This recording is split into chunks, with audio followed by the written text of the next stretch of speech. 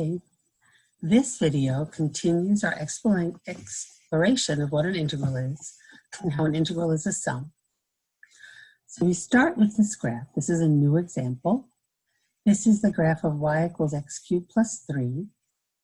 And we're looking at this shaded area, this green area, which goes between y equals x cubed plus 3 and the x-axis, and has boundaries at x equals 0 and x equals 4. Remember, we just call the first value of x 0 and a is 0 and b is 4. That's just a convention. And we're sticking to our left-sided rectangles, and you can actually see how the left side of an interval, the left side of this last interval here, determines the height of the rectangle. So we're not going to do this by hand. We're going to use the expressions that we learned how to use in our calculator, the sum of the sequence. Those instructions are posted on the Google Classroom. So we figure out what delta x is. Delta x is the width of the interval, 4 minus 0, divided by the number of rectangles, 4 over 20, or 2 over 10.2. So that's the base of every rectangle. So the area of each rectangle is 0.2 times the left side height cubed plus 3. X is the variable. We start at 0. And we go to 4 minus 0.2. That's the left side of the last interval, 3.8. When we put this in our calculator, we get 69.76. And how are we going to evaluate that? Well, we're going to compare it to an infinite sum of infinitely skinny rectangles, which is what we said we get when we do the integral of this function, x cubed plus 3, with limits going from 0 to 4. The 0 to the 4 match the upper and lower bound of x on the graph. Excuse me. So what we've said is that the integral is an antiderivative. The antiderivative of x cubed is x to the 4th over 4. And the antiderivative of 3 is 3x. And we always add c, which is a symbol for any constant. And again, the way we handle definite integrals with limits of integration is we plug in those limits. So we plug in the upper limit, x equals 4. We plug in the lower limit, x equals 0, and we subtract. So let's do the arithmetic. 4 to the 4th over 4 plus 3 times 4 plus c minus, this all becomes 0, plus c. 256 divided by 4 is 64 plus 12, and the c minus c conveniently drops out, becomes 0.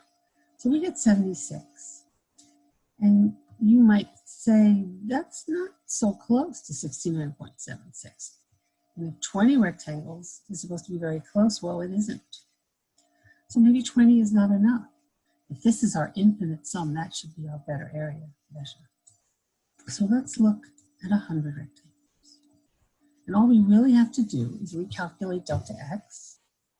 So again, the range, 4 minus 0 divided by 100 rectangles, is 0.04. So that's the new width of the rectangle. And the last rectangle has a height that's 4 minus 0.04, or 3.96.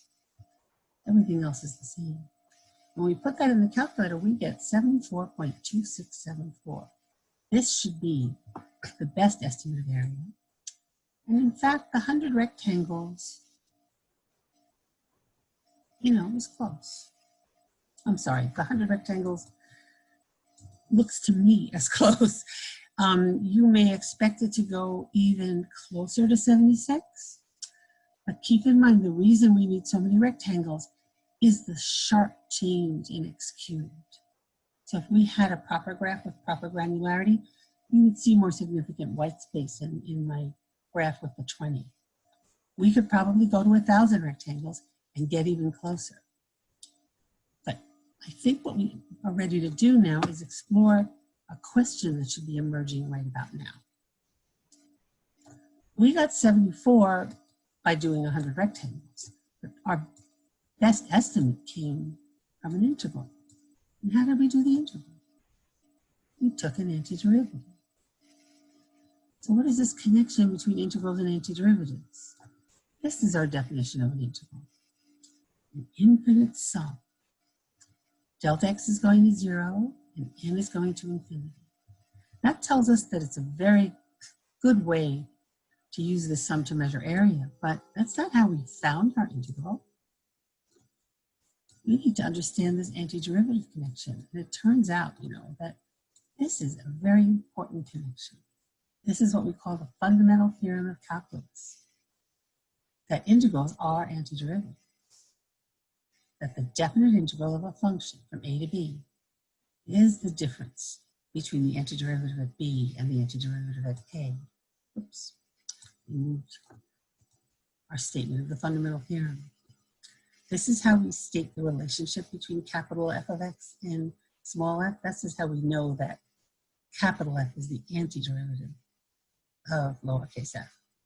So this is not just any function, not some function. This is the antiderivative of this function at b minus the antiderivative of this function at a. That is not a simple thing to prove. That is something we have observed now. We did 100 rectangles and it did look very close to this value. Very, very persistently, we find out that this does seem to come together with our measure of area in more concrete ways, but it has not been proven yet. We have not proven the fundamental theorem of calculus, so stay tuned.